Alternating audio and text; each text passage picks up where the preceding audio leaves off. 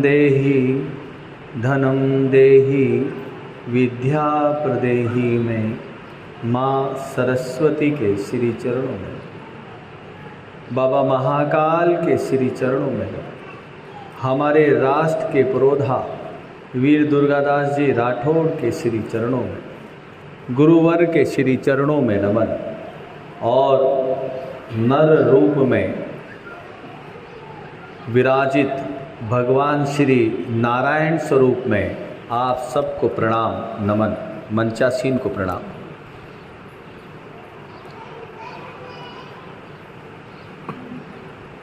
निमाड़ क्षेत्र में राठौड़ समाज की जागृति का जो सिलसिला मैं अनुभव कर रहा हूँ, दही आकर और गाढ़ा हो गया और बढ़ गया। दही में इतनी सुंदर धर्मशाला जहाँ 40 घर हो मात्र, वंदनीय है, अभिनंदनीय है, ताली बजाती।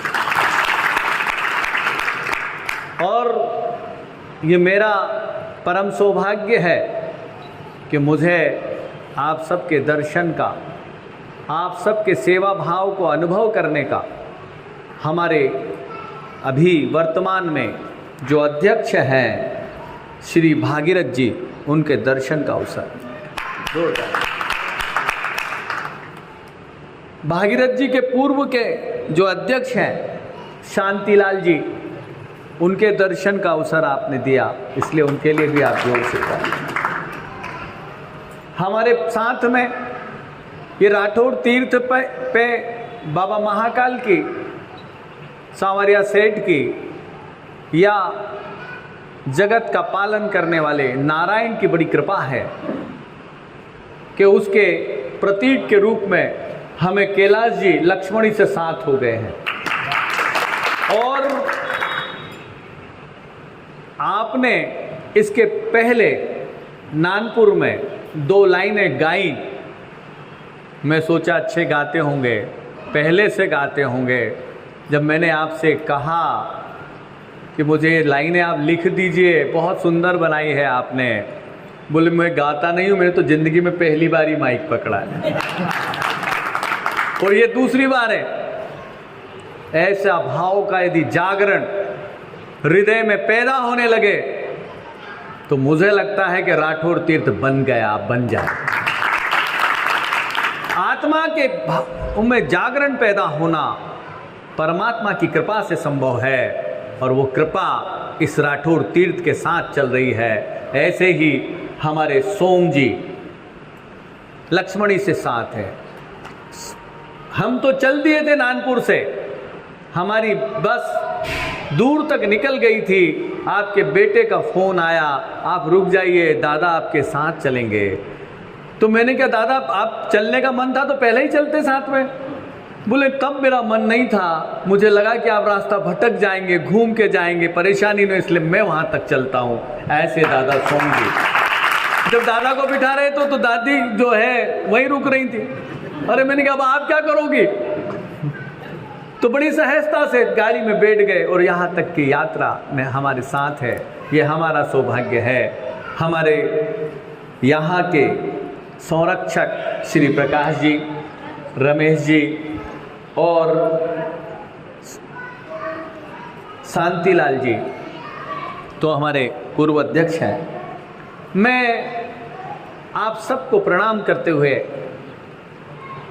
यहाँ की जो उपाध्यक्ष हैं श्री महेश जी, सचिव हैं राकेश जी, कोषाध्यक्ष हैं जगदीश जी,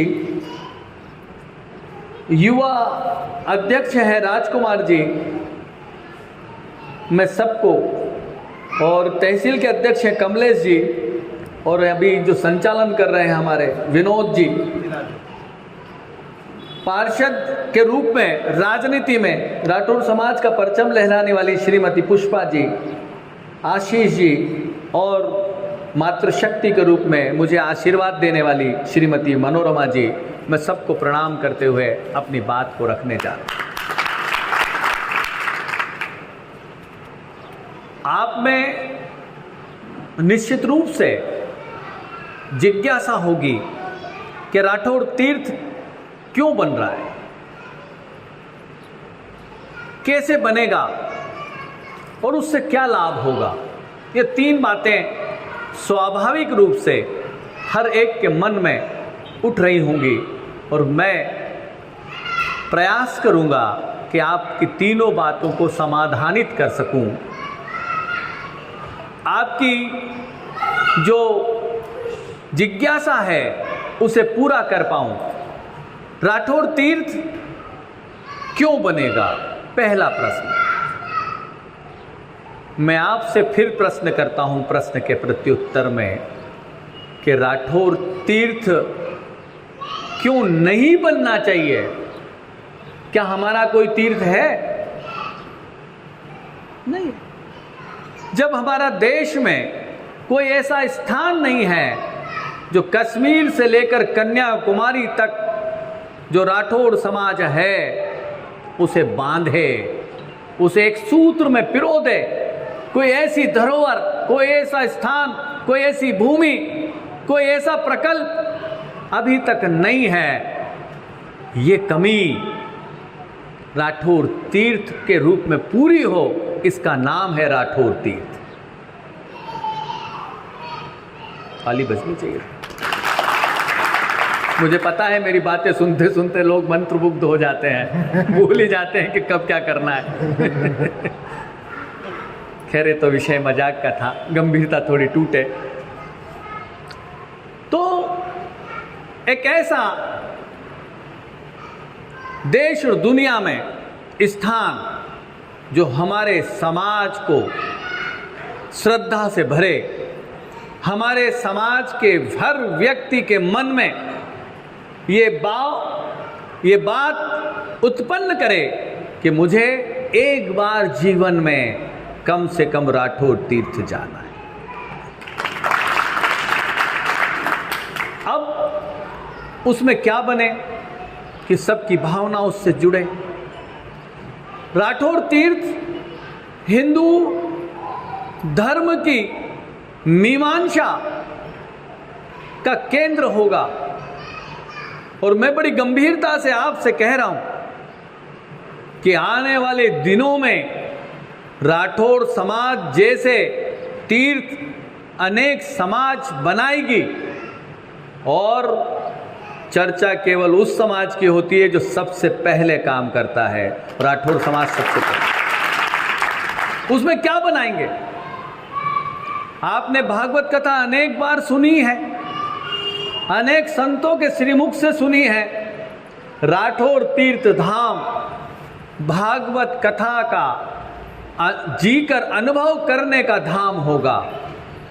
भागवत कथा की जो बात है, अगर हमें एक बात में कहना हो, एक लाइन में कहना हो, तो वो ये है कि नर में नारायण बसते हैं, नर में नारायण होते हैं। और यदि नर में नारायण होते हैं तो नर की सेवा करना, उसे कष्टों से मुक्त करना, उसके जीवन में सृजन का भाव पैदा करना, उसके जीवन में आनंद की वृद्धि के लिए प्रयास करना ईश्वर की सच्ची शाश्वत भावपूर्ण प्रार्थना होगी। और इसीलिए राठौड़ तीर्थ में 150 बिस्तर का हॉस्पिटल बनाने जा रहे हैं, जहां मनुष्य के कष्टों को कम करने का सेवा भाव से प्रयास किया जाएगा। यह देश का सबसे अनूठा हॉस्पिटल बने। सेवा के क्षेत्र में राठौड़ समाज वो मिसाल स्थापित करे जो सदियों तक राठौड़ समाज की कीर्ति को स्थापित रखेगी। दूसरी बात, बच्चे किसका रूप है? जवाब ही नहीं आया। भगवान का रूप। और जब बच्चे भगवान का रूप हैं तो उनका ठीक से लालन पालन, उनका ठीक से विकास, उनका ठीक से सृजन ईश्वर की प्रार्थना है। और उस प्रार्थना के लिए राठौर तीर्थ में 100 कमरों का हॉस्टल बनाया जाएगा। इस हॉस्टल में राठौर समाज के हर प्रतिभाशाली बच्चे की प्रतिभा को विकसित होने का अवसर दिया जाएगा। धन के अभाव में समाज का कोई भी प्रतिभाशाली वंचित ना रह जाए, इसका पूरा प्रयास किया जाएगा। और ऐसा करके हम किसकी सेवा करेंगे? नारायण की सेवा करेंगे, नारायण की। इसलिए राठौर तीर्थ में 100 कमरों का अत्याधुनिक हॉस्टल बनाया जाएगा। मेरा एक सपना और है, मैं सोचता हूं कि अगले 10-12 वर्षों में राठौर समाज कलेक्टर वाली राठौर समाज बने। 10 किराने की दुकान पर जाइए तो 7 किराने की दुकान किसकी मिलेगी? लेकिन 10 कलेक्टर के ऑफिस के बाहर खड़े हो जाइए, एक राठौर समाज की नेम प्लेट नहीं दिखेगी। मैं चाहता हूं कि जिस प्रकार से व्यापार में हम प्रगति कर रहे हैं, उसी प्रकार से इस दिशा में भी प्रगति करें। अगले आने वाले 10-15 वर्षों में जब 10 कलेक्टर के ऑफिस में आप जाएंगे, 10 जगह जाएंगे, तो कम से कम 3 और 4 कलेक्टर तो दिख जाए। और उसका प्रयास पिछले 6 वर्षों से हम कर रहे हैं और उसका असर दिखने लगा है। अभी 3 महीने पहले जजों की सूची आई है, उसमें राठौर समाज के 4 बच्चे जज बने। ऐसी सारी बदलाव की प्रक्रिया का नाम श्री राठौर तीर्थ धाम है। इस धाम में पहला मैंने बता दिया सेवा, फिर दूसरा बताया सृजन। अभी भागवत कथा में एक और बात कही जाती है बार बार, आत्मा ही आत्मा ही, ये कही जाती है। जब आत्मा परमात्मा है तो कोई भी आत्मा कष्ट में क्यों रहे? और उस आत्मा पे यदि कष्ट आया है तो उसका त्रोहन होना जरूरी है, उसको हटाना जरूरी है, उसे विलीन करना जरूरी है। और इसीलिए राठौर तीर्थ में 50 कमरों का आनंद आश्रम होगा। उस आनंद आश्रम में जब मन में विषाद आ जाए, मन में क्लेश बढ़ जाए, मन उद्विग्न हो जाए, मन झंझटों में उलझ जाए, तो आनंद आश्रम में आए। योगा, मेडिटेशन, संगीत, सेवा और सृजन के माध्यम से हम आपके जीवन के कष्टों को हर कर आपको फिर खुशियां बढ़ाकर भेज देंगे। क्योंकि आत्मा परमात्मा है और ईश्वर की प्रार्थना इस शाश्वत रूप में हो, इसलिए 50 कमरों का आनंद आश्रम बनाया जाएगा। राठौर तीर्थ धाम में जो चौथी महत्वपूर्ण बात है, जिसे मैं तीर्थ मानता हूं, और वो तीर्थ क्यों मानता हूं? तीर्थ का मतलब ही यह है कि वहां समग्रता आ जाए, सृष्टि उतर जाए, समग्र भाव खड़ा हो जाए, श्रद्धा का, विश्वास का, गौरव का केंद्र बन जाए। ऐसी जगह तीर्थ बनती है। और वो तीर्थ का विषय यह है कि हम श्री राठौर तीर्थ में एक राठौर समाज की संस्कृति का संग्रहालय बनाएंगे। कश्मीर से लेकर कन्याकुमारी तक राठौर समाज है या नहीं है? क्या डही में ही है? डही के पास नानपुर में ये कह सकते हैं आप, कुक्षी में कह सकते हैं, लेकिन आपसे मैं कहूं कि क्या मद्रास में है तो आप सोच में पड़ जाएंगे। कहूं कि नहीं कहूं, क्योंकि देखा नहीं कभी। हम चाहते हैं कि कश्मीर से लेकर कन्याकुमारी तक राठौर समाज जो फैला हुआ है उसकी संस्कृति कैसी है, वहां पर धर्मशाला है या नहीं है, वहां पर कौन कौन लोग विशिष्ट जन हैं जिन्होंने स्वतंत्रता संग्राम सेना में भाग लिया, कौन राष्ट्रपति पुरस्कार प्राप्त है, कौन पद्मश्री है, कौन विधायक है, कौन सांसद है, ऐसी सारी जानकारी हम राठौर तीर्थ के संग्रहालय में लगाना चाहते हैं, तैयार कर। संग्रहालय संपूर्ण देश की राठौर समाज का दर्शन बनेगी। पूरे देश के राठौर समाज को जानना हो और उस गंगा में डुबकी लगाना हो तो राठौर तीर्थ में बना संग्रहालय मात्र काम का हो जाएगा, वो पूरा कर देगा। उस संग्रहालय में मैं सबसे महत्वपूर्ण बात बता रहा हूं जिस पे आपकी जोर से तालियां बजेगी, अभी नहीं बजना है। जब आप संग्रहालय में जाएंगे, जो हमारी कल्पना है वो कहां तक जाएगी उसका अनुभव कराने जा रहा हूं मैं। जब आप उस संग्रहालय में प्रवेश करेंगे तो आपको मध्य प्रदेश दिखेगा, मध्य प्रदेश में धार जिला दिखेगा, धार में डही तहसील दिखेगी और डही तहसील में राठौर समाज की बनी हुई धर्मशाला का मॉडल दिखेगा। सोचिए जब वहां जाएंगे आपको तो कैसा अनुभव होगा। लोग देश और दुनिया से जब वहां आएंगे तो लोगों को लगेगा कि यार डही जैसी छोटी सी जगह में भी इतनी बड़ी धर्मशाला है, तो गर्व का अनुभव होगा।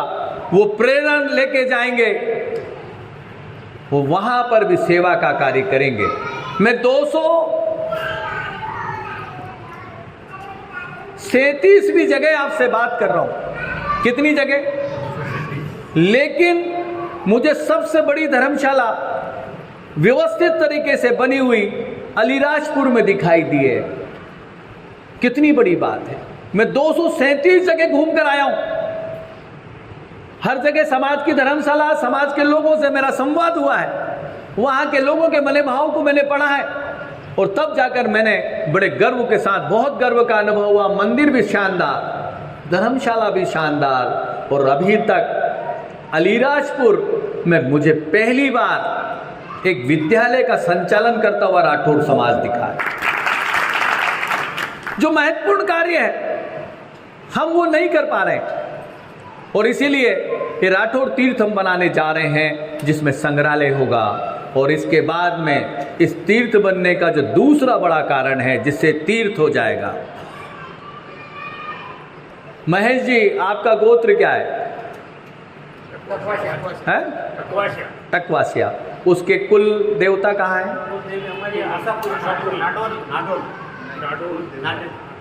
नांदेड़, नाडोल, राजस्थान में। वो पाली के आसपास ही होगा।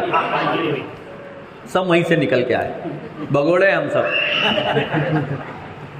भगोड़े नहीं है, हमारी परिस्थितियां हैं। मजाक का विषय नहीं हो सकता है।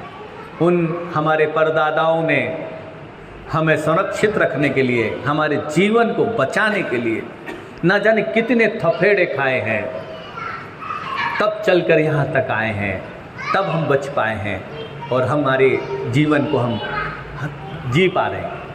तो मैं महेश जी बता रहा था कि इसमें तीर्थ क्या होगा।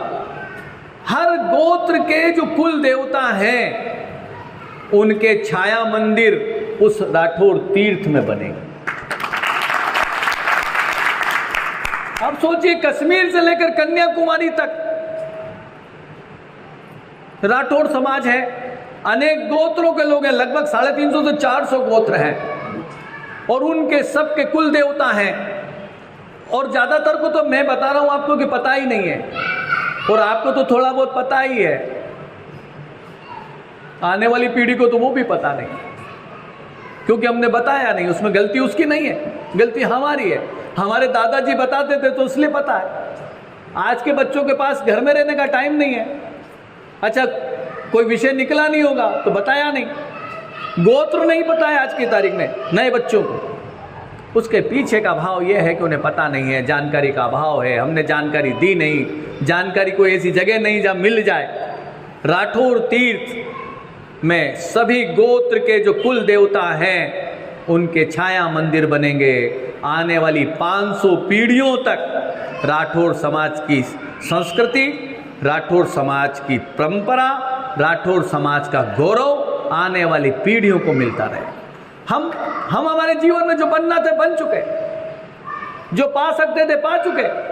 अब हमारी सारी आशा का केंद्र, ऊर्जा का केंद्र, विकास का भाव समाज रहेगा कि नहीं रहेगा, वो बच्चों में निर्भर करता है। यदि हमने अपने बच्चों को सुसंस्कारित किया, उनके लिए सुव्यवस्थित विकास का माध्यम बनाया, तो आने वाले 500 वर्षों तक हम रहेंगे, शाश्वत रहेंगे, प्रगतिशील रहेंगे, शीर्ष पे रहेंगे। और यदि हमने ऐसा नहीं किया तो मुझे भय लगता है, आपको लगता हो या नहीं लगता हो, मुझे भय लगता है कि आने वाले 25-50 वर्षों में समाज मिट जाएंगे, खत्म हो जाएंगे। उसका कारण है हम अपने विचारों को, हम अपनी संस्कृति को, हम अपनी परंपराओं को हमारे बच्चों से दूर रख रहे हैं। उन्हें कहीं सिखाने का, बताने का कोई तरीका तय नहीं कर पा रहे हैं। इससे नुकसान होने वाला है। अगर हमें हमारे समाज को 500 वर्षों तक चिरस्थायी बना के रखना है, गौरवशाली बनाना है, शीर्ष पर पहुंचाना है, तो हमें राठौर तीर्थ धाम जैसी एक संस्था पूरे मनोयोग से, पूरे श्रद्धा से, पूरे संकल्पित भाव से बनानी होगी। तो मुझे लगता है कि राठौर तीर्थ बन जाएगा। और इसलिए यहाँ भी मैं आया तो मुझे शिव मंदिर में दर्शन कराने का अवसर दिया आपने, उन्हें छूने का, उन्हें स्पर्श करके प्रार्थना करने का अवसर दिया। अब शिव की बड़ी महिमा है और इसीलिए शिव बाबा को एक लोटा जल और उसमें सारी समस्या के हल छुपे हुए मान रहे हैं। और इसीलिए मैं हर महिला को, हर पुरुष को एक कलश के साथ जल चढ़ाते हुए देख रहा हूँ। मेरा भी विश्वास है यदि सच्ची श्रद्धा से जल अर्पित किया जाए तो परमात्मा सुनते हैं, काम करते हैं, मुराद पूरी करते हैं। इसलिए आप सबसे मैं एक प्रार्थना कर रहा हूँ कि कल जब आप एक लोटा जल चढ़ाएं तो अपने लिए जो जो मांगना है मांग लेना। बेटे के लिए बहू मांग लेना, बेटी के लिए दामाद मांग लेना, व्यापार मांग लेना, नौकरी मांग लेना, खुशियां मांग लेना, जो जो मांगना है सब मांग लेना। लेकिन आखिरी में एक चीज मेरी तरफ से मांग लेना कि हे बाबा महाकाल, हे भोलेनाथ, हमारे समाज का राठौर तीर्थ बना देना, हमारे समाज का राठौर तीर्थ बना। आप सबने बड़े भाव से सुना।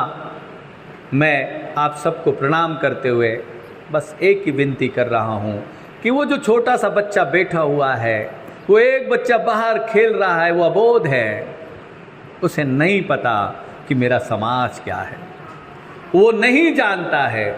और उसको जानकारी देने की जिम्मेदारी हम सब की है। उसका विकास करने की जिम्मेदारी उसके माँ बाप की अकेले की नहीं है, पूरे समाज की है। और इसलिए जाग जाओ, हमारे बच्चों के सृजन के लिए एक ऐसा वातावरण बनाओ कि उसे हम संस्कारित बना सकें, उसे हमारे विचार समाज का प्रभाव दे सकें। बहुत बहुत धन्यवाद।